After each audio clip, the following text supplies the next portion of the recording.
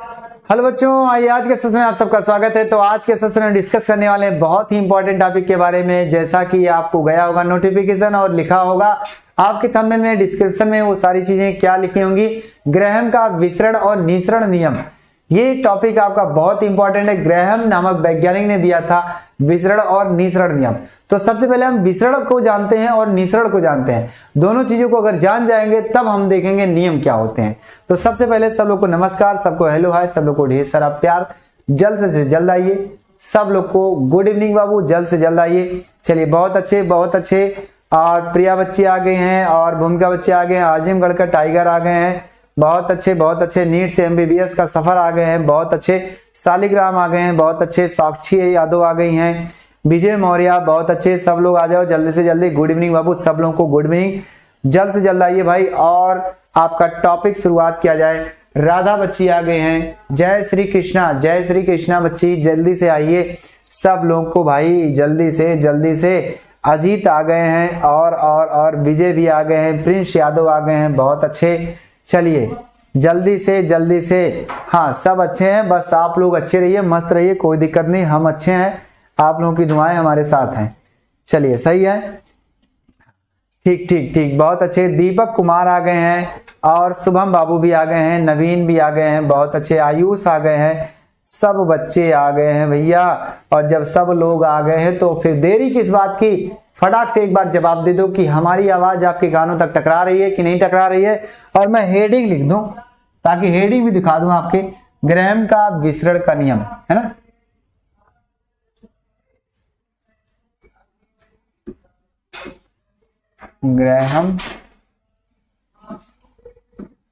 Graham यहां आएगा, Graham है, ग्राहम के विसरण और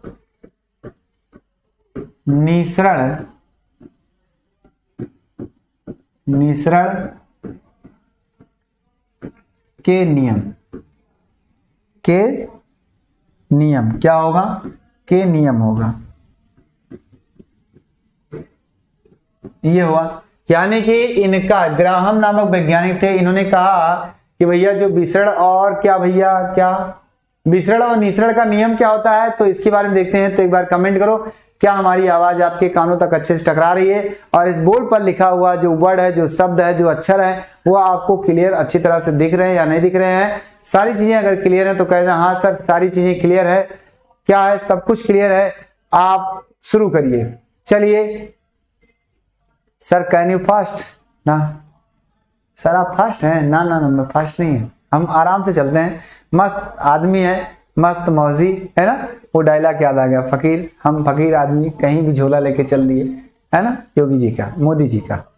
ठीक, कोई बात नहीं। सर जी आ रही है आवाज, बहुत अच्छे। साची बच्ची का आ गया, दीपक का कमेंट डिलीट हो गया है। आयुष हूँ जी, यस सर। श्रेया बच्ची का भी कमेंट आया, यस सर। विजय, ठीक सर, है ना, टकाटक है सर, बिल्कुल। अजीत कर रहे हैं, क्लियर है सर, ठीक।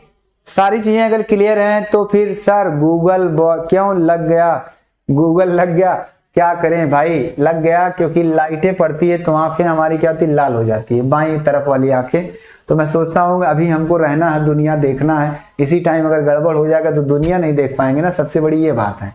इसलिए देखने के लिए हमको लगाना पड़ा, है ना। ओ चलिए सही है, आ गया। चलिए सही है, स्टार्ट करें। चलिए श्रद्धा बच्ची भी आ गई हैं। चलिए राहुल यादव आ गए हैं, बहुत अच्छे बहुत अच्छे। बेचारा एलोन बॉय आ गया है, अभी तक एलोन लवर था, अब बॉय आ गया। ठीक सर, स्टार्ट, बिल्कुल सही है, सारी चीजें सीरियस सही है। तो फिर हम स्टार्ट कर रहे हैं, बाकी जिसको आना होगा आएंगे। तो ग्रैहम का विसरण और जो आपका निसरण नियम था उसके बारे में पढ़ते हैं। तो सबसे पहले हम हेडिंग डालेंगे, क्या विसरण क्या होता है ना, विसरण क्या होता है। विसरण यानी डिफ्यूजन,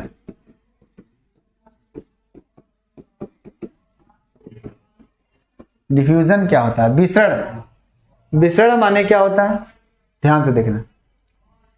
गैस के कणों की अधिक गतिज ऊर्जा होने के कारण क्या होता है, ये दूर दूर फैल जाते हैं। अतः गैसों के फैलने के नियम को ही विसरण कहते हैं। क्या कहते हैं, अतः गैसों के कणों का फैलना ही विसरण कहलाता है। बस एकदम आसान भाषा हमने कहा कि गैस के कणों में जो गतिज ऊर्जाएं होती है उनके कारण वो गैस क्या होते हैं, दूर दूर तक फैल जाते हैं। और जब दूर दूर तक फैलते हैं तो फैलने का जो ये क्रिया है ना, गैसों के फैलने की जो प्रक्रिया है ना, गैसों के फैलने के कारण ही जो नियम आता है वो आपका क्या आता है, विसरण। यानी गैसों के दूर दूर तक फैलना क्या कहलाता है, विसरण कहलाता है।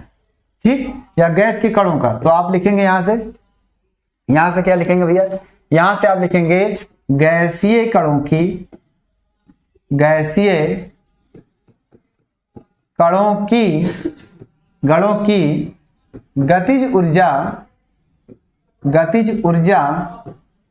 गतिज ऊर्जा अधिक होने के कारण, क्या, अधिक होने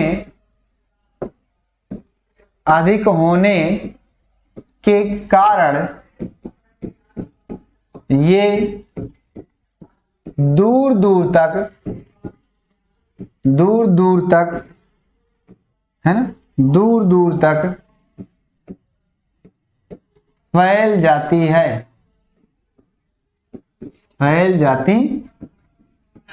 हो गया, यानी दूर दूर तक फैल जाती हैं। इसका मतलब क्या हुआ भैया कि अगर हमारे पास गैसीय कण है तो उनकी गतिज ऊर्जाएं क्या होंगी, ज्यादा होंगी, और गतिज ऊर्जा ज्यादा होने के कारण क्या होता है, वो दूर दूर तक फैलती हैं। अतः गैसीय कणों का, अतः यहां से आ गया, अतः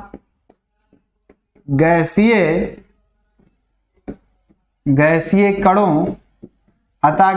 कणों का दूर दूर तक फैलना, या गैसीय कणों का फैलना विसरण कहलाता है। क्या होगा भैया, विसरण कहलाता है। यानी कि गैस के कणों का फैलना ही हमारा क्या कहलाता है, विसरण कहलाता है। तो बताओ ये टॉपिक समझ में आया? जल्दी से क्या ये टॉपिक आपको समझ में आ गया? जल्दी से बताइए, चलिए जल्दी बताइए।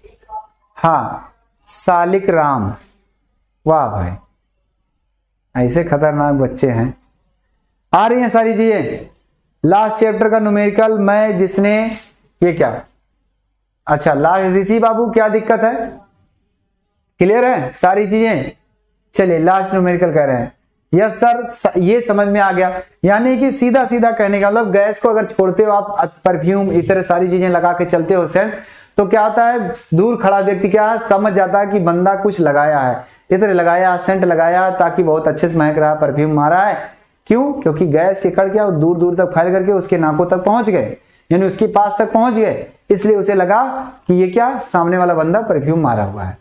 तो इसका कारण है कि गैस के कण क्या है, फैल रहे हैं। क्यों फैल रहे हैं? उनकी गतिज ऊर्जा ज्यादा है। अब जब फैल रहा है तो गैस के कणों का ही फैलना क्या कहलाएगा, विसरण कहलाएगा, विसरण। ध्यान देना, ग्राहम ने कहा। हो गया। अब बात आती है सर निसरण क्या होता है? निसरण क्या होता है? निसरण, नी माने क्या, निकलना। बस आ गया। क्या है भैया, क्या है, इफ्यूजन, इसको बोलते हैं इफ्यूजन। हो गया, इफ्यूजन है। इसका मतलब क्या होगा सर, निसरण क्या है? तो निसरण देखो ध्यान से, आपने साइकिल चलाते होंगे, गाड़ी चलाते हैं, सब कुछ चलाते हैं, 4 व्हीलर 2 व्हीलर जो भी, पहिए में, टायर में हवा भरे जाते हैं, है ना, टायर के अंदर ट्यूब होता है, हवा भरी जाती है। जब वो पंचर हो जाता है तो उसके हवा निकलते हैं। तो ध्यान से सुनना, जब पंचर होता है तो एक सूक्ष्म छिद्र से हवा निकलता है, एक सूक्ष्म छिद्र से। तो गैस के कणों का सूक्ष्म छिद्र से बाहर निकल करके फैलना या बाहर निकलना निसरण कहलाता है। निकलना निसरण कहलाता है। क्या निकलना? निसरण कहलाता है। यानी मैंने बताया भाई, आपका अर्थ आ गया, निकलना निसरण कहलाता है, बार बार चिल्लाना निसरण कहलाता है। हो गया। यानी कि कहने का मतलब कि गैसीय पात्र में से एक सूक्ष्म छिद्र से होकर के गैस के कणों का बाहर निकलना निसरण कहलाता है। बताओ समझ में आया? समझ में आया कि नहीं आया? जल्दी से जल्दी बताइए, समझ में आया? जल्दी से जल्दी बताइए, जल्दी बताइए गधो, ऐसे नहीं करना चाहिए। ठीक, जल्दी बताइए, समझ में आया? वंस अगेन, फिर से वो थ्योरी लिखना पड़ेगा, इसलिए मैं थ्योरी अब की बार लिख के बताता हूं। देखो भाई, लिखना पड़ेगा तो लिख लो। क्या कहा मैंने? गैसीय पात्र में से, है ना, गैसीय पात्र में से, गैसीय पात्र में से, गैसीय पात्र में से भैया आगे क्या होगा? सूक्ष्म छिद्र से, सूक्ष्म छिद्र, सूक्ष्म छिद्र से होकर, से होकर, होकर गैस के कणों का, गैस के कणों का, कणों का बाहर निकलना, बाहर निकलना क्या कहलाता है? निसरण कहलाता है। निसरण, निसरण कहलाता है। आ गया समझ में? बताओ जल्दी से, यानी क्या कहलाता है? निसरण कहलाता है। इसका मतलब हुआ, समझ में आया कि नहीं आया? यानी साइकिल के ट्यूब में या गाड़ी के ट्यूब में हवा भरना, हवा भर दिया, फैल गया, क्या हुआ? विसरण। लेकिन जब साइकिल के ट्यूब को पंचर कर दिया तो क्या हुआ? हवा बाहर निकलने लगा, पतली जगह से, सूक्ष्म जगह से, वो हो गया निसरण। सीधा सीधा आया समझ में? आ गया समझ में? यानी कहने का मतलब है कि एग्जाम्पल अगर लेना चाहते हो तो आप ले सकते हो। क्या ले सकते हो एग्जाम्पल? चलो मैं मान लेता हूं, इतना बड़ा क्या है, कोई ट्यूब है, कोई चौकोर टाइप में ट्यूब है। इसमें हम क्या कर रहे हैं भैया? गैस के कणों को भर देते हैं। क्या? गैस के कणों को भर रहे हैं। देख लो, गैस के कण है ये। हमने क्या किया? गैस के कणों को छोड़ दिया। ये गैस के कण क्या हो गए? पूरे गैस, पूरे ट्यूब में, पूरे जगह में क्या फैल गए? फैल गए। तो पूरे जगह में फैलना या दूर दूर तक फैलना क्या हो गया? विसरण हो गया। लेकिन अगर इसी ट्यूब को हम क्या करें? पंचर कर दें, है ना, एक पिन मार दें, एक पिन मार दें, पिन पिन पिन पिन, एक पिन मार दें, एक छोटा सा छिद्र कर दें यहां से। तो छिद्र जब कर देंगे तो ध्यान से देखो, छिद्र जब कर देंगे, एक छोटा सा छिद्र कर दें, छोटा सा छिद्र कर दिया तो इसके रास्ते क्या होगा? गैस के कण निकलेंगे बाहर। गैस के कण क्या होंगे? बाहर निकल जाएंगे। तो निकलना यहां से क्या हो गया? निसरण हो गया, बस और कुछ नहीं। बताओ जल्दी से, समझ में आया? सर अनीस बाबू, सर आज मैंने मौत को पास देखा। क्या बात है भाई? अनीस बाबू ऐसा मत कहो, है ना, अनीस जी ऐसा मत कहो, ऐसा नहीं कहना चाहिए। ईश्वर आपकी रक्षा करे सबकी। चलिए, अगर आप लोग नहीं लोगे तो कौन पढ़ेगा?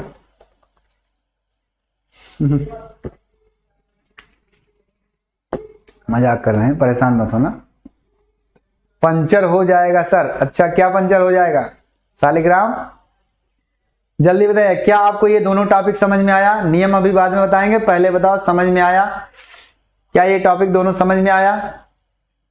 समझ आ गया सर? साक्षी बच्ची यस सर आ गया। और कौन आ गया sir? Unique fact and motivational life, Manish ji कह रहे हैं सर आ गया। और मोदी जी, नहीं सर ऐसा कुछ नहीं है। हाँ,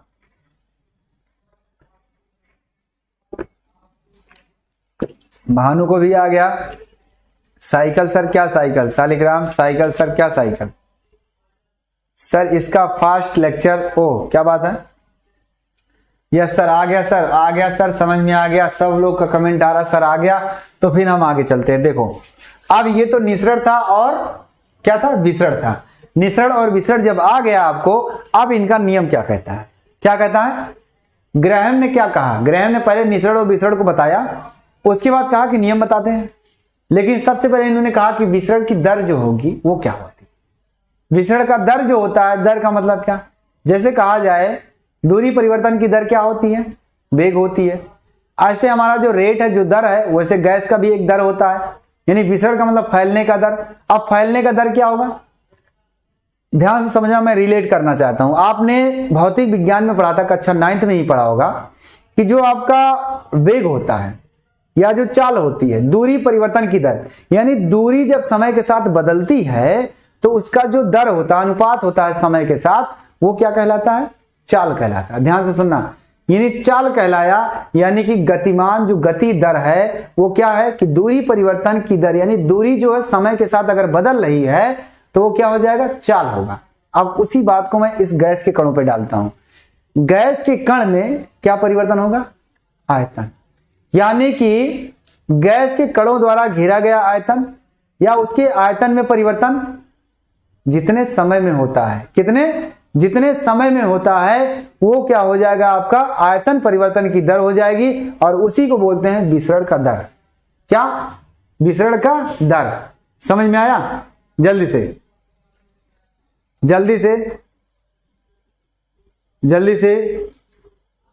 से बताइए, क्या आपको समझ में आया? क्या आपको समझ में आया? जल्दी से, क्या आपको समझ में आया? जल्दी से। यस सर, आ गया। भूमिका बच्ची जल्दी बताओ, किसी की बातों को ध्यान नहीं देना है। श्रेया बच्ची आ गया सर, साक्षी आ गया, शालिग्राम आ गया सर, रोहित कुमार, मैं फिर से बताता हूं, उसको थ्योरी लिखूंगा, अभी परेशान ना हो। यस सर, आ गया सर, आ गया सर। नीट से एमबीबीएस का सफर भी आ गया सर। विजय मौर्य आ गया sir. Unique fact, motivation, energy, हाँ सर। नींद आ रही है क्या? ओ भाई, ऐसे सो जाओगे तो जिंदगी सो जाएगी, रातों को जागना पड़ेगा, है ना? गाना सुने ना, रातों को उठ उठ कर हम जिनके लिए रोते हैं वो अपनी मकानों में चैन से सोते हैं। ये मत सोचना, है ना, वो लोग सोते हैं लेकिन तुम्हें पढ़ना पड़ेगा। सर आ गया, समझ में आ गया। क्या बात है, कोई कमेंट कर रहा है क्या? सर पता नहीं क्या ये कह रहे हैं सर, आप पढ़ाओ और समझ में ना आए। अच्छा शालिग्राम बच्चे, बहुत बहुत शुक्रिया बाबू, आप पढ़ाओ और समझ में ना आए, चलिए बहुत अच्छे। हाँ, प्रियंका बच्ची को भी आ गया है, अजीत को आ गया है, योगी जी को भी आ गया है, हर्षित को आ गया है, लेकिन दोबारा कह रहे हैं समझा दो, क्योंकि भाई इनको कम समझ में आता है। दुनिया की बातें, जनता की बातें कम समझ में आती है ना, सही बात है। योगी जी को, मोदी जी को, दोनों लोग को जनता की बातें कम समझ में आती है। तो मैं फिर से बताता हूँ, ये स्क्रीनशॉट ले लो, मैं आगे चलता हूँ, उसके बाद उसको बताता हूँ जो मैंने थ्योरी बोला। स्क्रीनशॉट लो, हो गया। चलो अब हम पढ़ते हैं विसरण दर। क्या? विसरण दर, विसरण दर, विसरण दर, है ना? विसरण दर, विसरण दर जो होता है, हमने क्या कहा? विसरित गैस का आयतन और विसरण में लगा समय। विसरित गैस का आयतन, विसरण में लगा समय, मतलब कहने का कि जितने समय में गैस कितना दूर फैलता है। दूरी फैलने का मतलब क्या आएगा? आयतन ही तो घेरेगा, आयतन ही तो घेरेगा गैस। ये तो है नहीं कि गैस भैया निकला और ऐसे रोड पे सीधा चल रहा है, ये सीधा चल रहा है, तो ऐसा नहीं, गैस ऐसे ऐसे ऐसे ऐसे हर जगह से चलता है। तो ये क्या होगा? यहां हम दूरी नहीं नापेंगे, यहां हम क्या नापेंगे? सीधा सीधा आयतन नापेंगे। क्या नापेंगे हम? आयतन नापेंगे। समझ में आई बातें? तो इसका मतलब है कि गैस अगर चलेगा तो गैस का क्या है भाई? हमें विसरण, क्या? विसरण का गैस के द्वारा घेरा गया आयतन, यानी क्या लिखेंगे हम? विसरित गैस का आयतन, विसरित गैस का आयतन, विसरित गैस का आयतन अपॉन विसरण में लगा समय। विसरण मतलब जितना फैला है, कितने समय में फैला है, विसरण में लगा समय। हो गया, विसरण में लगा समय। अगर अब बात की जाए दर जो होगा, ये दर, यानी दर दर दर दर दर, क्या? विसरण की दर, विसरण दर, विसरण दर जो होगा वो क्या हो जाएगा? v बाई टी हो जाएगा ना, समय। बस और कुछ नहीं घबराना है आपको, ये आपका स्टैंडर्ड सूत्र है, स्टैंडर्ड है। क्या है? स्टैंडर्ड है, स्टैंडर्ड सूत्र है ये आपका। बताओ समझ में आया? सूत्र आ गया समझ में कि नहीं आ गया? सर आ गया समझ में। आगे आ गया? जल्दी से, जल्दी से बताओ आया कि नहीं आया? पापा का हेलीकॉप्टर आ गया, अभी आए लग रहा है। सो जाते हो क्या भाई कि खाना खाने चले जाते हो? चलिए जल्दी बताइए। आ गया सर, समझ में आ गया सर, बिल्कुल आ गया सर। ठीक, श्री प्रकाश भी अभी आए हैं, गुड इवनिंग बाबू, good evening, good evening, good evening. पापा का हेलीकॉप्टर, गुड इवनिंग, चिंता मत करो, हम हैं आपके वही पुराने सर जी, है ना। चलिए सही है, चलिए बहुत अच्छे बहुत अच्छे। अगर आ गया तो फिर आगे बढ़ते हैं। अब इन्होंने ग्रैहम का नियम क्या कहा, ध्यान से सुनो। ग्रैहम का नियम हेडिंग डालेंगे, आप क्या डालेंगे, हेडिंग। ग्रैहम का नियम, ग्रैहम का नियम, ग्राहम का नियम। ग्राहम ने क्या कहा, ध्यान से सुनो। ग्राहम ने कहा कि भैया स्थिर ताप और दाब पर, क्या स्थिर ताप और दाब पर, अब बताओ क्या होगा, गैस की विसरण की जो दर होती है उस गैस के घनत्व के वर्गमूल के व्युत्क्रमानुपाती होती है। यानी घनत्व के वर्गमूल की व्युत्क्रमानुपाती होती है। क्या कहा, क्या कहा, ग्रैहम ने कहा कि स्थिर ताप और दाब पर किसी गैस की विसरण की जो दर होती है वो उस गैस के घनत्व के वर्गमूल के व्युत्क्रमानुपाती होती है। आ जाओ, थ्योरी में बोल दिया, लिखना भी मेरा ही काम है, लिखना भी मेरा ही काम है। क्या है, इनके अनुसार, ग्रैहम के अनुसार भैया, ग्रैहम के अनुसार, है ना, ग्रैहम के अनुसार। तो अनुसार क्या होता है, इन्होंने क्या कहा, स्थिर ताप और दाब पर, स्थिर ताप और दाब पर, स्थिर ताप और दाब पर, स्थिर ताप और दाब पर, है ना, क्या हो जाएगा भैया, किसी गैस के विसरण की दर उसके, किसी गैस के विसरण की दर उसके घनत्व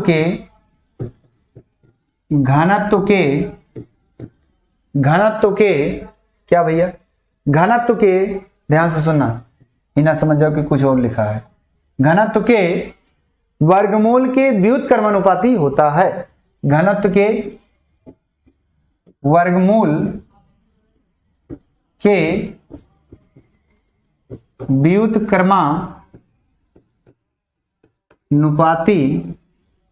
व्युत्क्रमानुपाती होता है। क्या, उसके घनत्व के वर्गमूल के व्युत्क्रमानुपाती होता है। चलिए जल्दी से बताओ। योगी जी आप परेशान हो, ये क्या भाई, अरे भाई पूरी सरकार, पूरी दुनिया, पूरा यूपी आप ही का है, तो आप परेशान क्यों हैं। हाँ, यहाँ एक कोई नाम लिखा है कि सर मैं योगी हूं और मैं परेशान हूं। अरे क्यों परेशान हो, आप तो सरकार है भाई, सीएम है, आप क्या है, आप परेशान क्यों। लोग जनता परेशान हो तो कह सकते हैं कि जनता परेशान, लेकिन आप खुद कह रहे हैं मैं परेशान हूं, है ना। चलिए सर समझ गए सर, बिल्कुल बहुत अच्छे बहुत अच्छे। हाँ मनोज बाबू समझ गए, बहुत अच्छे, हाँ समझ गए, बहुत अच्छे, मनोज भी समझ गए हैं। और जल्दी से कमेंट करो भाई एक बार, जल्दी से शालिग्राम खुश रहो बाबू, जल्दी से। Prince Yadav yes sir clear है। हाँ श्री प्रकाश सर एक डाउट है, क्या डाउट है जल्दी से बताओ। हाँ है, पापा का हेलीकॉप्टर भी समझ गए हैं।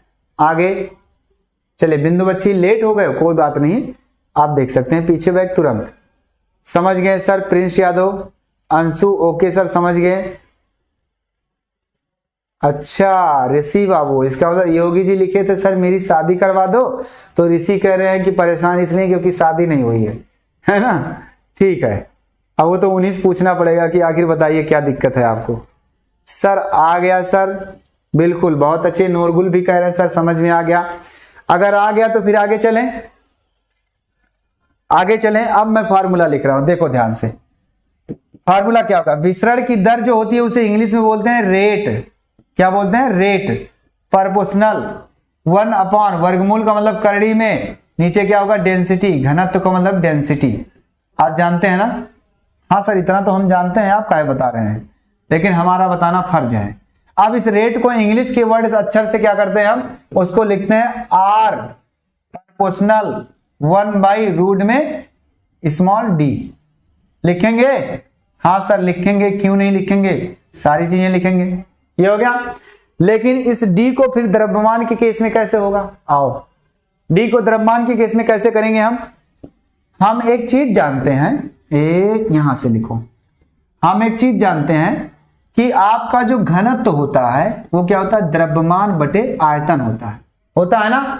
हाँ सर, घनत्व बटे क्या होता है? घनत्व बराबर द्रव्यमान बटे आयतन होता है। अगर आयतन समान है, आप कहोगे सर आयतन कहां समान है? इसमें तो थ्योरी लिखी है ऐसी कि स्थिर ताप और स्थिर दाब पर, तो आयतन कहां समान हो गया? समान होगा। कैसे? आपको गैस का नियम हमने पढ़ाया था और हमने कहा था कि V प्रोपोर्शनल क्या होता है? T।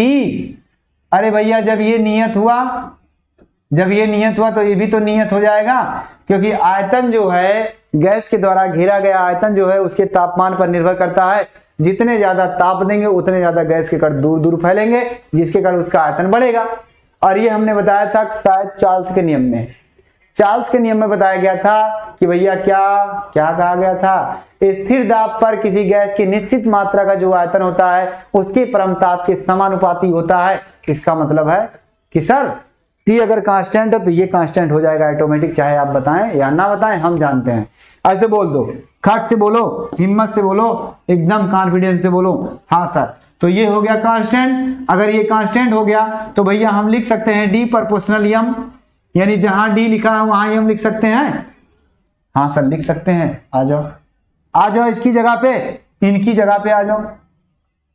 ये यही चाहते हैं। R प्रोपोर्शनल क्या हो जाएगा आपकी बार? 1/रूट में कैपिटल यम, यानी यहां से जो इसका दर आया वो भी क्या आया? उसके द्रव्यमान के वर्गमूल के व्युत्क्रमानुपाती आ गया ना? हाँ आ गया सर, बहुत अच्छे से आ गया।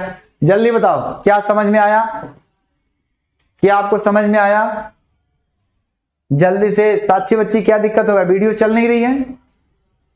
क्या हुआ? क्या सबके पास वीडियो नहीं चल रहा है कि? जल्दी बताइए, जल्दी बताइए, क्या सबकी वीडियो चल रही है? सर मैं कक्षा 12 के छात्र हूं। बिंदु बच्ची बहुत अच्छे, आप पढ़ रही हैं अच्छे से, मुझे खुशी हुई कि आप सीख रही हैं। सब लोग ऐसे सीखें तो अच्छी बात है। IPS जी कह रहे हैं सर ओके सर, आगे यस सर क्लियर है। हेलीकॉप्टर जी और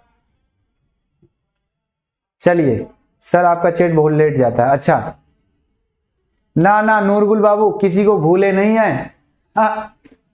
ये कभी हो नहीं सकता कि हम आपको भूल जाए और आप हमें भूल जाएं, ये मैं होने नहीं दूंगा, चिंता मत करना। आ गया ठीक? ना भूले नहीं, सबको आया, सबके पास क्लियर है सारी चीजें, वीडियो कहीं दिक्कत तो नहीं हो रही है? प्रिंस बाबू कह रहे हैं सर अगेन एक बार और सर, एक बार और। चलिए बहुत अच्छे। सागर बाबू शुक्रिया आपका सर, एक बार और। आ जाओ भाई मेरे पास आओ, निगाहें इधर करो, बात करना बंद कर दो, आ जाओ इधर करो।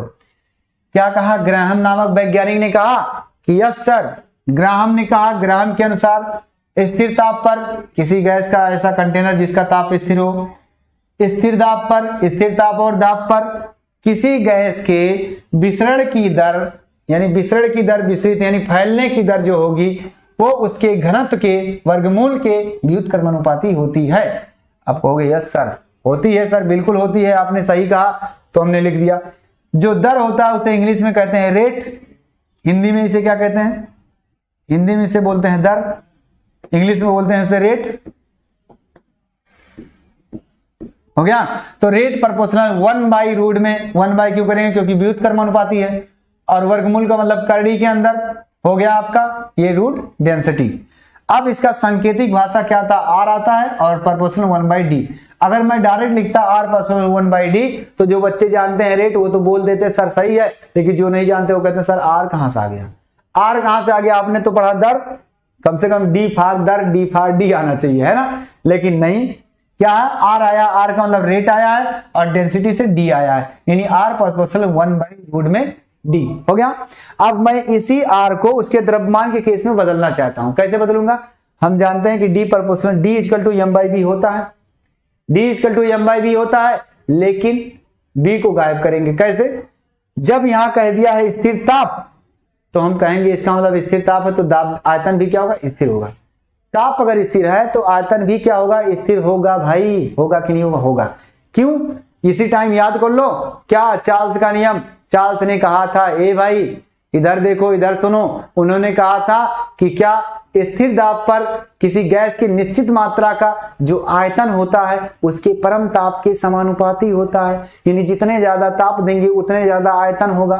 तो अगर ताप स्थिर हो गया तो उसके समानुपाती जो होगा वो भी स्थिर हो जाएगा, वो भी स्थिर हो जाएगा भाई, हो जाएगा, ऑटोमेटिक हो जाएगा। तो यहां से आयतन क्या हो, स्थिर हो गया, भले यहां नहीं कहा था, वहां से हमने अर्थ निकाला जो हमने पढ़ा था पीछे। तो ऐसी सारी चीजें होती हैं कि अर्थ निकलती हैं पीछे से, आपके क्या है मतलब आपके टॉपिक के पीछे टॉपिक से निकलता है। आगे फिर क्या हो गया, निकलता है टॉपिक, यानी जो पीछे टॉपिक आप पढ़ चुके हो उसके हिसाब से अर्थ निकलता है। आ गया आपका डी प्रोपोर्शनल डायरेक्ट यम, यानी जहां डी होगा वहां डायरेक्ट यम रख सकते हैं। तो यहां डी था, ऐसे हमने बटे किया, यम रख दिया, यानी आपका जो आपका रेट था वो घनत्व के व्युत्क्रमानुपाती भी हो गया वर्गमूल के, और द्रव्यमान के भी व्युत्क्रमानुपाती होगा वर्गमूल के। क्लियर? चलिए, स्थिर ताप पर है, क्या लिखा है सर, गोल्डरिक। स्थिर ताप पर देखो बिंदु बच्चे, गोल्डरिक अभी नहीं, स्थिर ताप पे वो भी है, चार्ल्स भी हैं, बॉयल भी आते हैं, ध्यान से देखना, आते हैं ना। यहाँ स्थिर ताप पे कहा है और वहां क्या कहा था, स्थिर दाब पे कहा था, लेकिन हमने कहा उसको बराबर, क्योंकि ताप जब स्थिर होगा तो आयतन भी स्थिर होगा, क्योंकि ताप और आयतन का संबंध बराबर होता है ना। और बाकी तो जो कहते हो न्यूमेरिकल भी बताइए सर, बिल्कुल, बहुत अच्छे साक्षी बच्ची। अब इस पर न्यूमेरिकल हम बताएंगे, इस पर न्यूमेरिकल हम बताएंगे, आ जाओ, आओ, चले, क्लियर हो गया, सारी चीजें क्लियर हो गया। हाँ, आ गया आ गया आ गया आ गया आ गया, ठीक सर, आ गया, यस सर, समझ में आ गया सर, आ गया आ गया आ गया।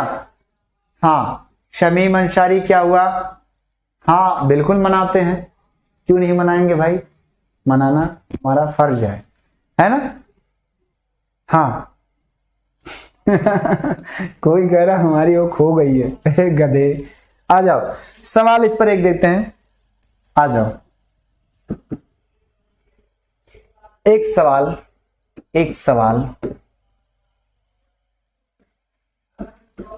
एक गैस का घनत्व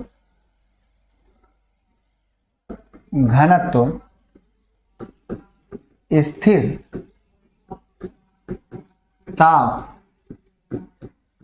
और दाब पर, स्थिर ताप और दाब पर 16 है ना ग्राम प्रति ml है, तब गैस की विसरण दर कितना होगा कोष्ठक में क्या, ग्राहम नियतांक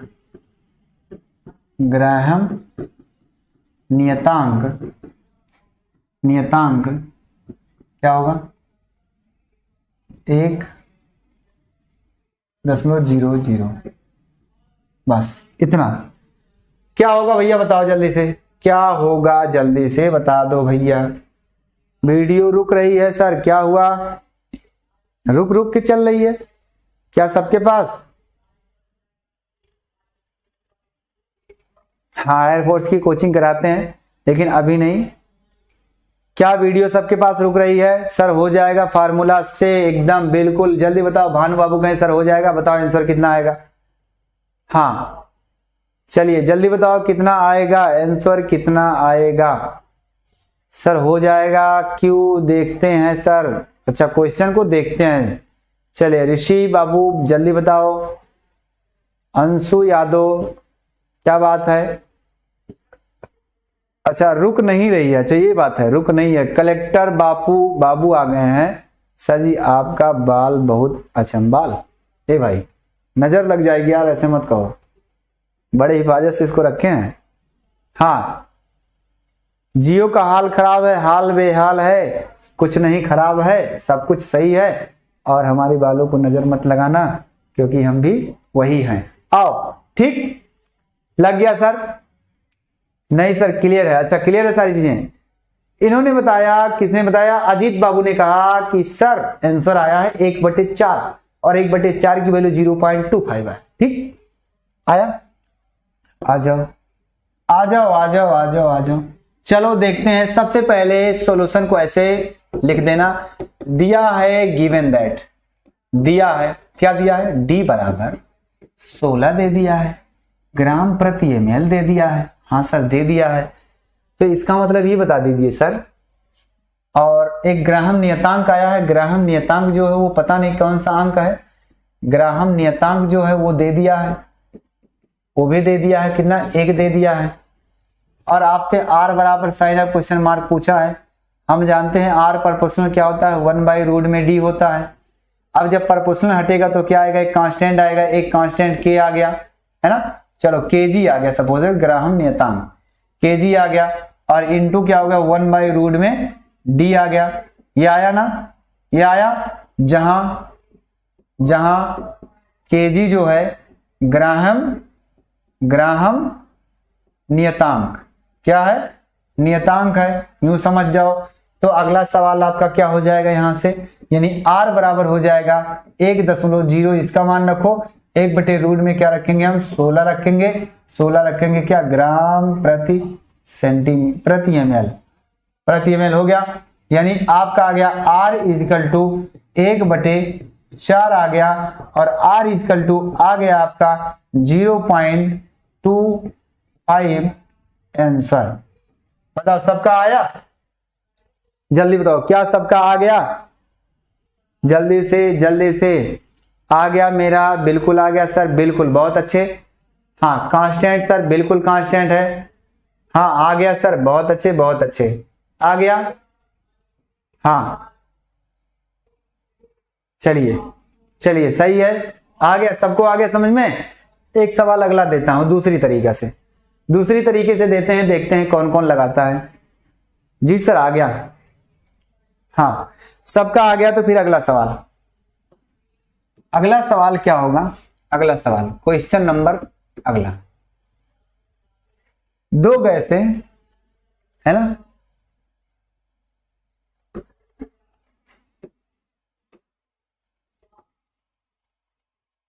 ऑक्सीजन गैस और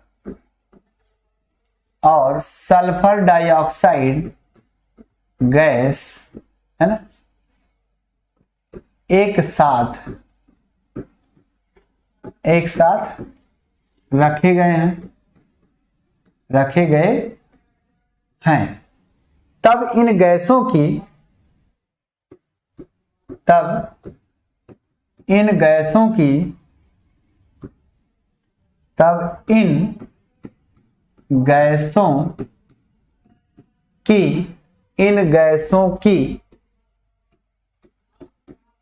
विसरण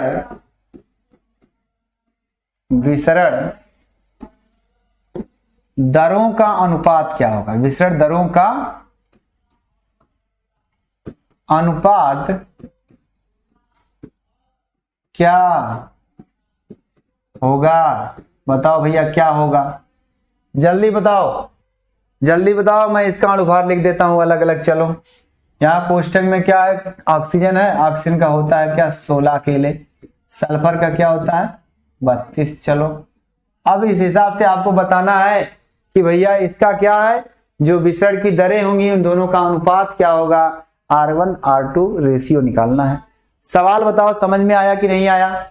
जल्दी से एक बार कमेंट कर दो सब लोग। चलिए जल्दी से बता दो, जल्दी बताओ।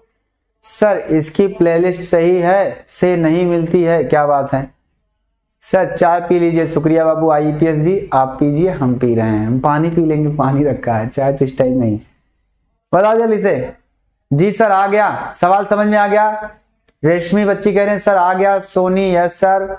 एलोन एग्जिट हो रहे हो?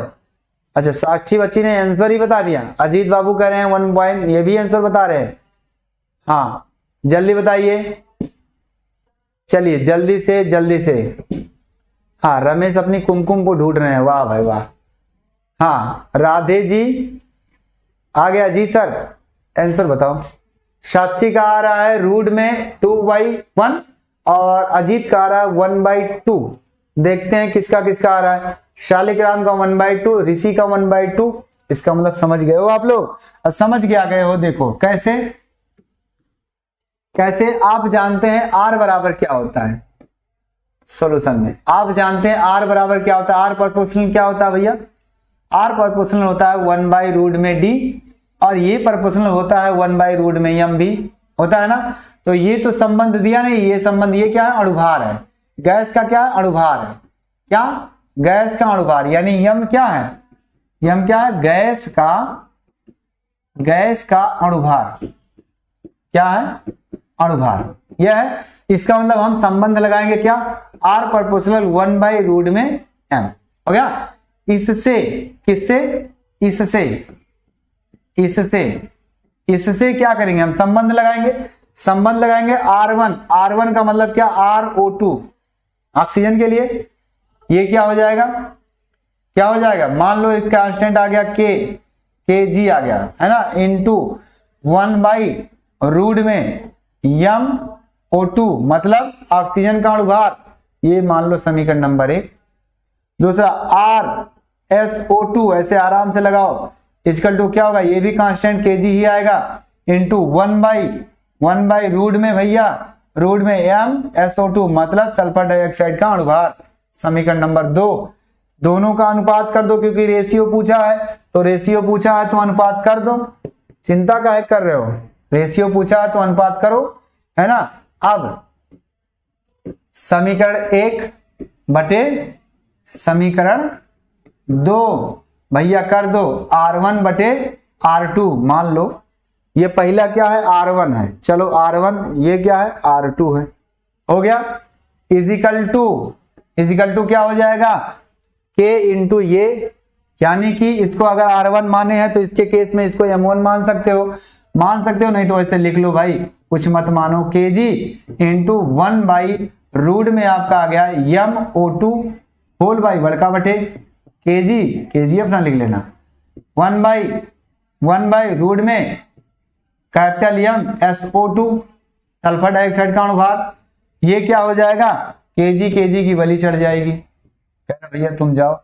R1 बटे R2 इसका टू ये पलटेगा तो ऊपर जाएगा MSO2 और होल बाई क्या हो जाएगा? आपका MO2, और ये पूरा का पूरा आएगा रूट में। क्यों? क्योंकि ये भी रूट में है ना, पलटेगा इस तरह से। तो सल्फर डाइऑक्साइड का अणुभार क्या होगा?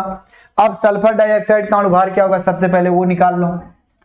सल्फर डाइऑक्साइड का अणुभार क्या होगा? सल्फर का होता है 16 दूनी 32, ऑक्सीजन का होता है एक ऑक्सीजन का 16, दो लोग है 32, 64, यानी 64 आ गया ग्राम प्रति मोल।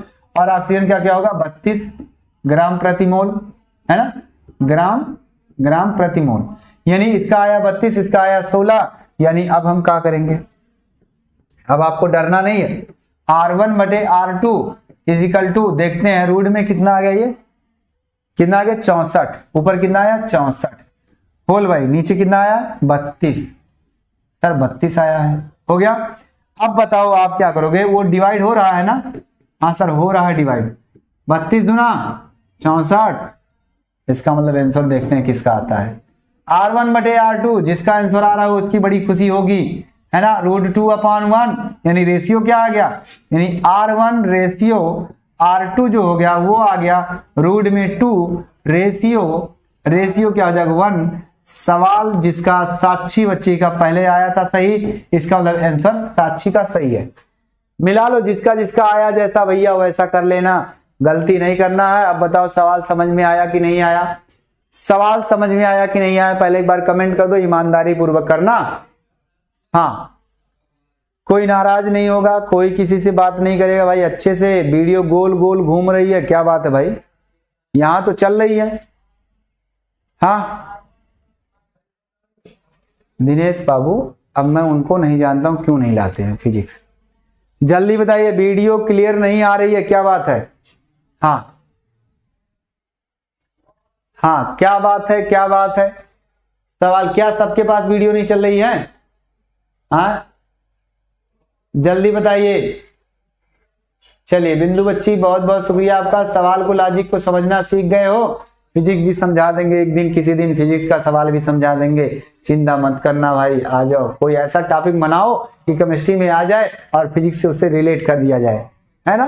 क्लियर है, समझ गए? एलोन लवर जी क्या है, यासु बाबू बाबू आ जाओ, वीडियो क्लियर है सर। चलिए, जिसके पास क्लियर नहीं है उनका मतलब क्या है, उनका नेट खत्म हो रहा है, क्योंकि टाइम ज्यादा हो गया। मुझे पता है 12 बजे के बाद नया नेट पैक आएगा, अभी क्या है खत्म हो रहा है, तो खत्म हो रहा है इसलिए उनका वीडियो गोल गोल घूम रहा है ना? चलिए चलिए, हाँ बोलेंगे दिनेश जी, हम बोले हैं, सुबह भी बोले हैं, शाम को भी बोलेंगे। चलिए, क्या हुआ, वीडियो गोल गोल घूम रही थी सर, सही हो गया। अब हमने क्या सवाल को बता दिया, समझ में आ गया? सवाल सबको आया? मैं फिर से बता देता हूं। इन्होंने, एक बाबू ने कहा, एक बच्चे ने कहा कि सर जो सवाल था वो थोड़ा मुझे नहीं आया। इसमें सवाल कह रहा ऑक्सीजन गैस और सल्फर डाइऑक्साइड गैस को एक साथ रखा गया है, दोनों गैसों की विसर्जन दरों का अनुपात क्या होगा? बस ऑक्सीजन का अणुभार दे दिया है 16, सल्फर का अणुभार दे दिया 32, लिख दिया। आगे सूत्र लिखेंगे हम। क्या हम जानते हैं कि विसर्जन दर जो होता है 1/रूट क्या होता है, डी होता है, और या फिर 1/√m भी होता है। ये भी लिखा था, इसको उठाओ, इसको मत उठाओ, इसको उठाओ, यानी इसको उठाएंगे। क्यों? क्योंकि हमें वही संबंध लगाना है अणुभार का और रेट का, तो हमने लिख लिया। अगर हम बात करें ऑक्सीजन के लिए तो RO2 लिख सकते हैं, इसको मान लो पहला गैस, पहला दर। कांस्टेंट प्रोपोर्शनल हटेगा, कांस्टेंट आएगा kg, मतलब क्या, ग्राम का नियतांक आ गया। 1 क्या है, अणुभार है, तो अणुभार हमारा क्या होगा भैया, क्या होगा ऑक्सीजन का, क्योंकि ऑक्सीजन का रेट देख रहे हैं तो ऑक्सीजन का अणुभार होगा। और यहां मैंने लिख भी दिया कि हम क्या है, गैस का अणुभार है, लिख दिया। ऐसे हमने सल्फर डाइऑक्साइड का किया, हमने किया दोनों का अनुपात क्या, क्यों, क्योंकि रेशियो निकालना था। इधर का अनुपात इधर के साथ, उधर का अनुपात उधर के साथ, केजी कट गया, केजीएफ नहीं लिखना है, केजी कटा, मूवी नहीं है। ये हो गया इतना, ये व्युत्क्रमण, ये बटे है, ये भी बटे है, ये हमारा ऐसे करके है। मैं इसको ऐसे करके उधर लेके जाता हूं, देखो ऊपर गया, यानी मैंने पकड़ा और ऐसे करके घुमा दिया, यानी नीचे वाला टर्म ऊपर हो गया, यानी कि एक बार उल्टे इंसान को दोबारा उल्टा कर दो वो सीधा हो जाएगा। तो ये उल्टे का उल्टा था, एक बार सीधा हो गया। इसका मतलब हो गया कि MO2 अर्थात M2, अगर मानते हो इसको 2 के हिसाब से तो 2 के हिसाब से, तो M2 ऊपर आएगा, M1 नीचे आएगा। मतलब सल्फर डाइऑक्साइड का अणुभार ऊपर, ऑक्सीजन का अणुभार नीचे। हमने क्या किया, रख दिया। सल्फर डाइऑक्साइड का अणुभार 32 आता है, ऑक्सीजन का 32, सॉरी सल्फर डाइऑक्साइड का आता है 64, ऑक्सीजन का आता है 32। हमने क्या किया, रखा, और रखते ही हमने देखा कि कट रहा है, तो भैया कट रहा तो पहले छोटा कर दो। कभी भी सवाल लगाना, अगर नंबर दिखे बड़ा, अगर वो डिवाइड हो रहा तो पहले उसे डिवाइड कर दो, बाद में गुणा करना। डिवाइड कर दो, लेकिन कब, जब ऐसे रहेगा तब, नहीं तो पता चले कि बहुत लोग करते हैं ये ऐसे लिखा रहता है, 4 5 लिखा रहता है और बटे 2 लिखा रहता है, तो क्या करते हैं, इसको काटना शुरू कर देते हैं। अरे नहीं भाई, ये पहले घट रहा है ना, का को पहले काटिए, गुणा करो धन जोड़ के, बाकी लो घटाए, ये होता है। लेकिन पहले ध्यान देना, एकांतर क्रम में काम होता है, वो तो मिश्रित हो गया, जो 55 में आप पढ़ते थे। ये 32 64 है, कट गया, 2 आ गया, रूट में आया। सर 2 का वर्गमूल नहीं निकलेगा तो आ जाएगा √2, और सर 1 का वर्गमूल होता है 1 है, इसलिए आ जाएगा √2:1। आया समझ में? आया समझ में? ना बाबू ना, आलोन जी आपस में नहीं करना चाहिए ऐसे, ये अच्छे बच्चों की क्वालिटी नहीं है ना, ऐसा नहीं करना चाहिए। अभी 700 MB बचा है, बहुत अच्छे भाई, 700 MB बचा है तो आपकी वीडियो नहीं रुकेगी। चलिए, क्लियर है, क्लियर हो गया? हाँ चलिए, समझने की महान कष्ट करें। एक लोग कह रहे हैं फालतू कमेंट, बाकी लोग करते हैं और सवाल समझने की कष्ट कोशिश नहीं करते हैं, तो एक कृपया करके कष्ट करें समझने का, है ना? चलिए, आ गया सर, बिल्कुल आ गया। हाँ, बेचारा एलोन कह रहा, ओए पगली यहाँ क्या हो रहा है ना? ठीक, आजा, पागल हो, पगलाओ मत। आ गया सर, बिल्कुल आ गया, प्रिंस को आ गया, एवरी रेड बेस्ट क्लास को आ गया है। हाँ सर, वंश उनका बच्ची, एक बार अगेन, कहां थे अभी तक? मैंने कहा द्रव्यमान का रेशियो, यहां तक तो समझ में आया होगा। इसका हमने लिखा, कांस्टेंट आया, हमने क्या किया, रेशियो लगा दिया। R1 आया ऑक्सीजन का, R2 क्या, सल्फर डाइऑक्साइड का। ये बटे बटे में था, ये ऊपर जाएगा पलट जाएगा, यानी MO क्या MsO2 सल्फर डाइऑक्साइड का अणुभार ऊपर आ जाएगा और ऑक्सीजन का अणुभार नीचे आ जाएगा। हमने रखा, सॉल्व किया, जो आया वो आया। अब आया समझ में? हाँ सर आ गया। आ जाओ, अगर आ गया तो एक आपका टॉपिक है, क्या है, चलिए जल्दी बताइए, है ना, गैसों के अणुगति सिद्धांत।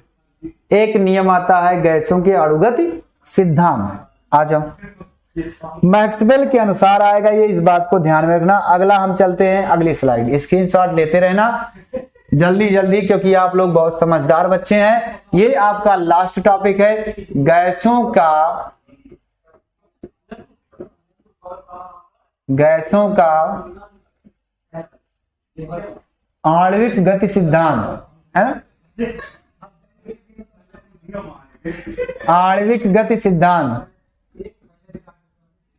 आणविक गति सिद्धांत,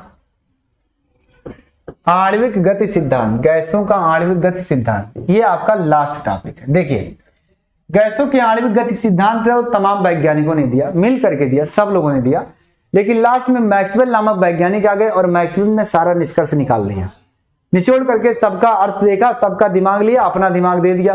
बहुत कलाकार थे, है ना। जैसे कहा 10 लोग बात कर रहे हैं, आप भी उसी में बैठे हैं, सब लोग अपना अपना राय दे रहे हैं, आप चतुर हैं, आप क्या करें, सबकी राय को सुन रहे हैं, सबके राय को सुन करके सबको सिमेंट करके आपने नया राय दे दिया, सबको सिमेंट करके दिया, तो आपका नाम ज्यादा होगा, है ना, इस बात को ध्यान देना। तो ऐसे क्या थे, मैक्सवेल थे, तमाम वैज्ञानिक थे, आपके सर्व लोग थे, इन्होंने क्या किया, मैक्सवेल ने दिया नियम गैसों के अणुगति सिद्धांत के आधार पर।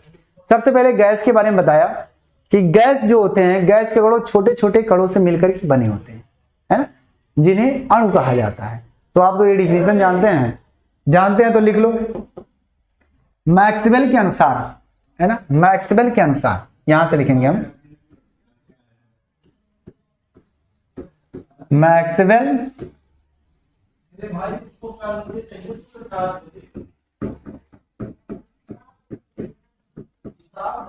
मैक्सवेल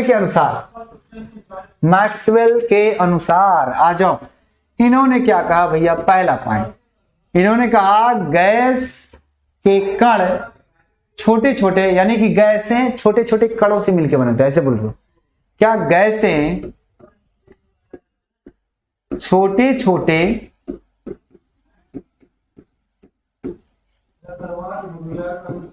कणों से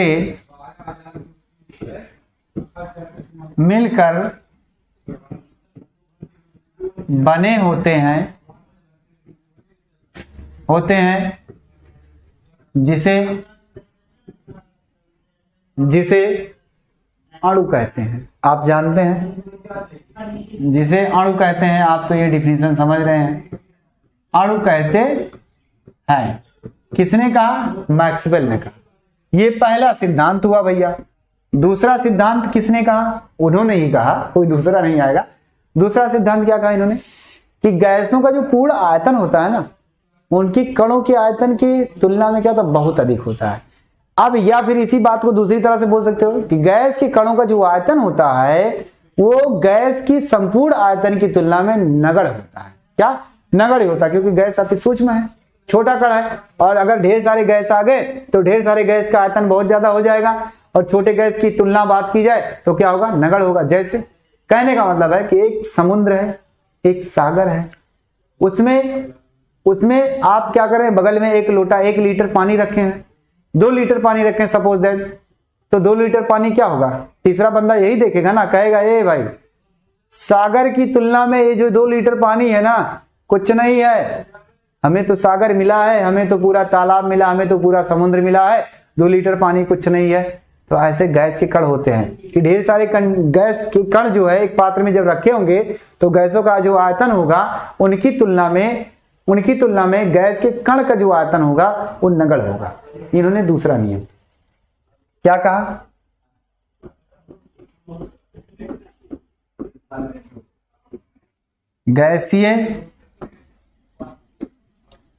गैस के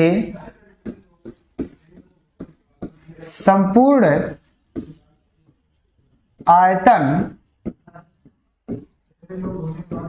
की तुलना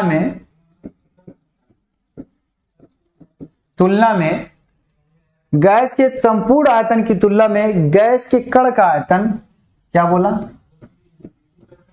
गैस के कण का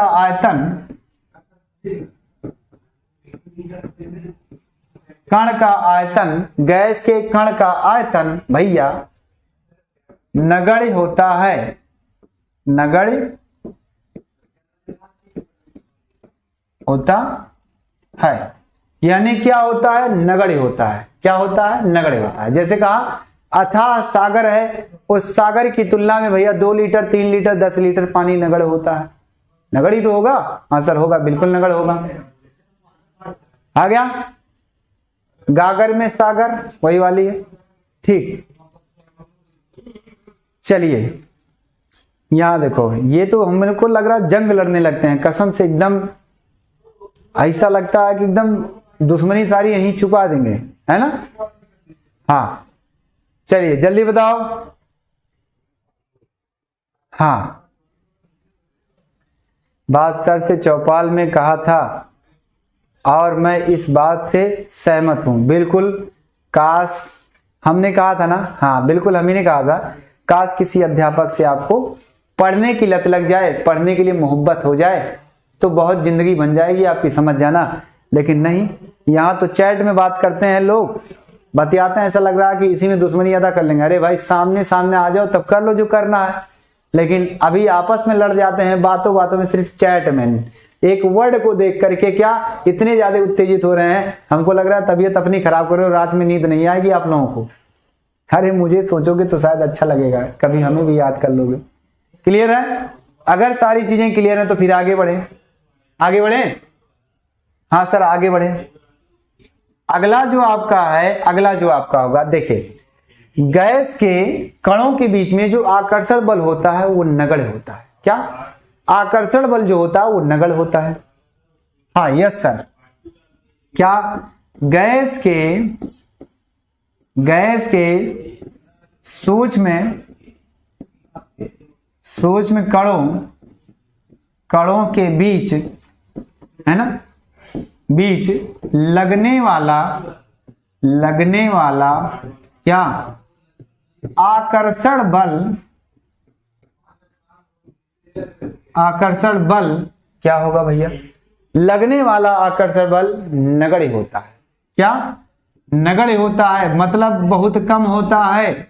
नगण्य होता है मतलब कहने का कि बहुत कम होता है। आ जाओ चौथा पॉइंट। ए भाई कैसे कम होता है? आप कहोगे सर ये टॉपिक हमको समझ नहीं आया, कैसे कम होता है?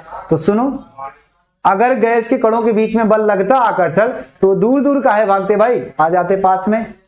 अगर दूर दूर भाग रहे हैं इसका मतलब क्या हुआ कि गैस के कणों के बीच में ना जो तालमेल का संबंध होता है, जो आकर्षण बल होता है, जो खिंचाव होता है वो नगण्य होता है, तभी तो वो दूर भाग रहे हैं। अगर कुछ होता तो पास आते, अगर कुछ होता ही नहीं है तो दूर भागेंगे ही। जब आप में मोहब्बत है ही नहीं दोनों लोगों में तो दूर भागोगे ही, और जब मोहब्बत होगी तो पास आओगे, धीरे धीरे आओगे ना। इसलिए मैं कहता हूं हमसे लगाव होगा तो पास आओगे, लगाव नहीं होगा तो कहोगे सर हम जा रहे हैं, हमको अच्छा नहीं लग रहा है, बातें करने में टाइम व्यतीत कर दोगे, निकल जाओगे। इस वर्ड से लगाव होगा, इस अक्षर से लगाव होगा, इस सब्जेक्ट से लगाव होगा तो कहोगे सर मैं केमिस्ट्री पढ़ूंगा, मैं पढ़ूंगा सर, मुझे इससे मोहब्बत हो गई है। फिजिक्स से लगाव होगा कहोगे सर मैं पढ़ूंगा, मैथ से होगा लगाव कहोगे सर मैं पढ़ूंगा, क्योंकि इससे मुझे मोहब्बत है।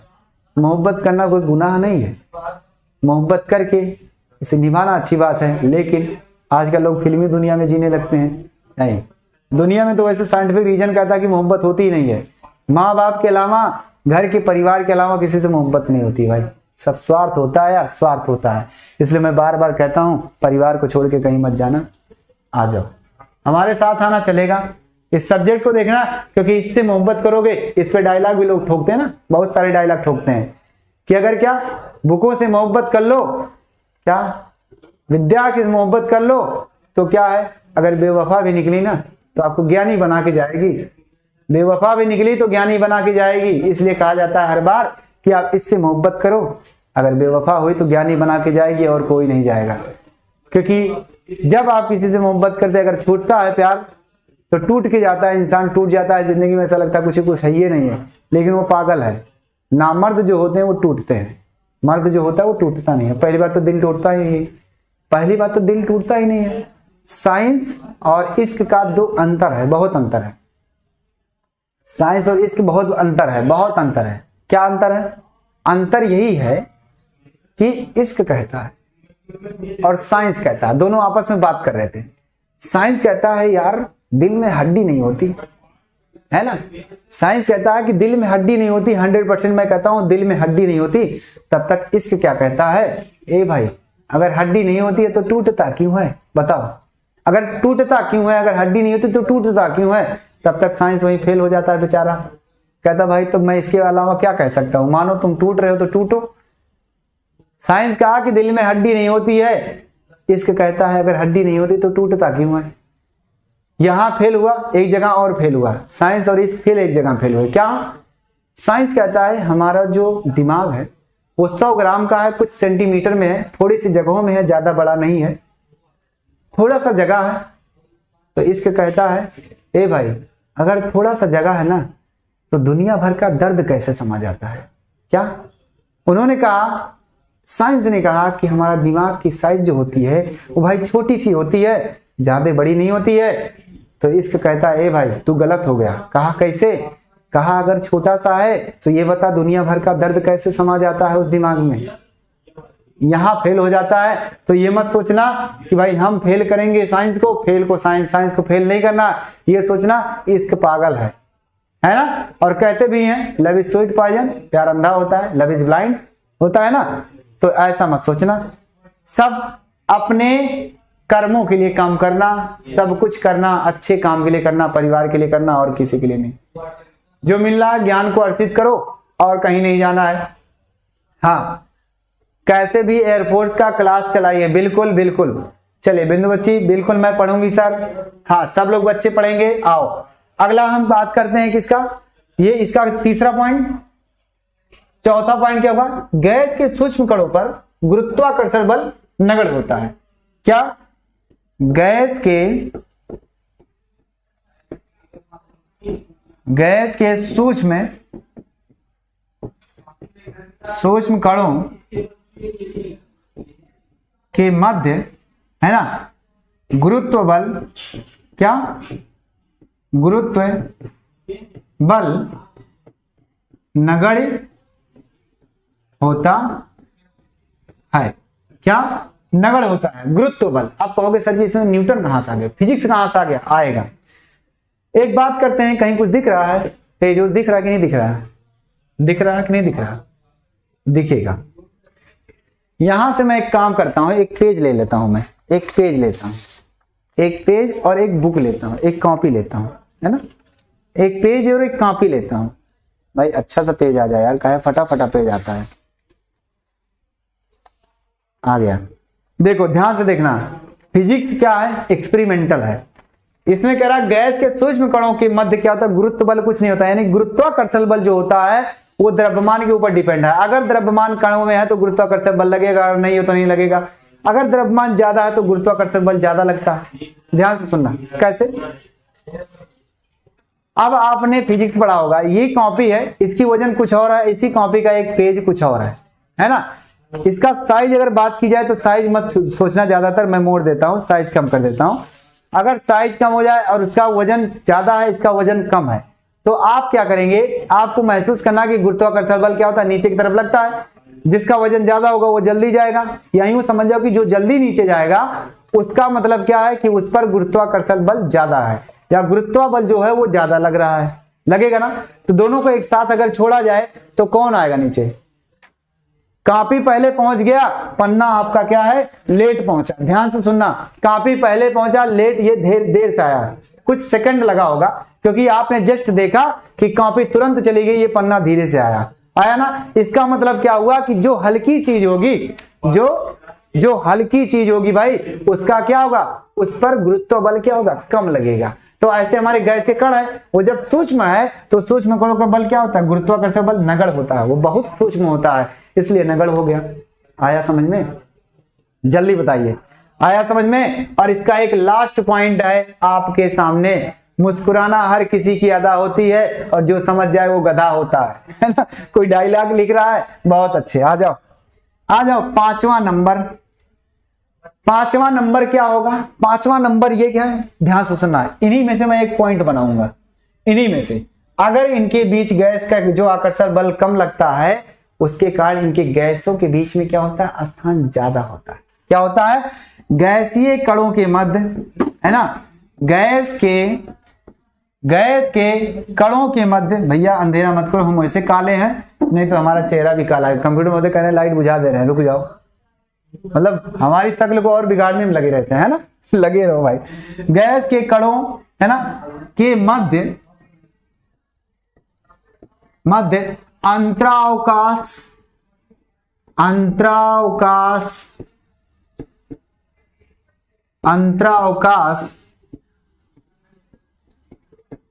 बहुत अधिक होता है। क्या? बहुत अधिक होता है। बस 5 पॉइंट बहुत हो गए आपके। अब बताओ आपको समझ में आया कि नहीं आया? हर पॉइंट आपको समझ में आया कि नहीं? ये पॉइंट मैंने अभी एक्सपेरिमेंट करके बताया, मतलब आपको दिखाया, महसूस किया आपने। बताओ समझा कि नहीं समझा? बताइए जल्दी से, क्या आपको हर टॉपिक समझ में आ गए? जल्दी से क्या आपको सारे टॉपिक समझ में आ गए? जल्दी से बता दो, टाइम खत्म हो गया है। हाँ सर समझ में आ गया, बहुत अच्छे बहुत अच्छे। और हाँ बिल्कुल, हाँ हिसाब भी करिए। अच्छा देखो, हर एक मुस्कुराहट मुस्कान नहीं होती, ये जानते हैं अपना। तो वैसे तो मुस्कुराना अच्छी बात है, जिंदगी में गम किसको कम है, इसलिए कहते हैं हर बार मुस्कुराते रहो, है ना, वरना मरने के बाद कोई नहीं पूछने वाला कि कहाँ हो। तो आप हमेशा मुस्कुराते रहिए और मुस्कुराना चाहिए। बस मैं इसलिए क्या सीरियस रहता हूँ, आप पढ़ाने में ज्यादातर पढ़ाइए, पहले ध्यानपूर्वक उसको समझिए, जब समझ में आ जाए तो मस्ती कर लीजिए, क्या दिक्कत है? हंस लो, मैं बहुत हंसता हूँ, ये मत सोचना कि हंसते नहीं है, बहुत हंसते हैं, है ना? आ गया समझ में? चलिए बहुत अच्छे। तो आई होप आप लोगों को आज का टॉपिक पूरी तरह से समझ में आया है। तो आज का टॉपिक यहाँ तक था। अगला जो टॉपिक होगा वो आपका अणु गतियां, यानी आणविक गतियां होगी, कौन कौन से गति है उस गति के बारे में बताएंगे। तो सबसे पहले सब लोग जल्द से जल्द आ जाइए। क्या भाई, मिलने के लिए आ जाओ क्योंकि जाना है। चलो हो गया। आई होप आप लोगों को अच्छे समझ में आ गया होगा। मैं उम्मीद करता हूं कि सारा टॉपिक आपको समझ में आया होगा। और इसका स्क्रीनशॉट ले लो एक बार भाई, नहीं तो कहोगे सर जी स्क्रीनशॉट नहीं दिए। ले लो, मैं हाथों पे रख के आपको दे रहा हूं ज्ञान, ले लो। हो गया? तो आपको पूरी तरह से समझ में आ गया होगा और मैं उम्मीद करता हूं, आशा करता हूं कि आपका पूरा साल बहुत ही बेहतरीन तरीके से गुजरेगा, बहुत अच्छे तरीके से गुजरेगा और पूरा टॉपिक समझ में आएगा। कोई ऐसा टॉपिक नहीं है जो नहीं आएगा, आपको पूरा आएगा। बस आप मन लगा के पढ़िए, लोगों की बातों में मत आइए, उलझिए मत, एक दूसरे की बातों में लड़िए मत, क्योंकि अगर घर वाला लड़ता है तो बाहर वाला फायदा उठा लेता है। इस बात को समझ लेना। आप एक स्टूडेंट हो, सब एक लोग स्टूडेंट है, एक अच्छे बच्चे हो। आप लोग को सिर्फ और सिर्फ पढ़ाई करना है, पढ़ाई से बातें करनी है और किसी फालतू की बातें नहीं करनी चाहिए, क्योंकि अगर फालतू की बातें करोगे तो तीसरा बंदा जो पढ़ने के लिए नहीं आता है वो फायदा उठाने लगता है आपका, उसी में फायदा उठाने लगता है, क्योंकि वो उत्प्रेरक का काम करता है, वो और चढ़ावा देता है और बढ़ावा देता है। आप लोग लड़ो बजो, डिस्टर्ब हो, क्या करना, उसका क्या नुकसान होगा, आपका नुकसान होगा। इसलिए बाबू 1 घंटा पढ़ो, अच्छे से पढ़ो, मन लगा के पढ़ो। माँ बाप को धोखा मत दो कि पढ़ने के लिए भेजे हैं, आप बतिया रहे हो। तो चलते हैं, अगले दिन मिलेंगे अगले टॉपिक के साथ। Okay bye bye, take care, good night.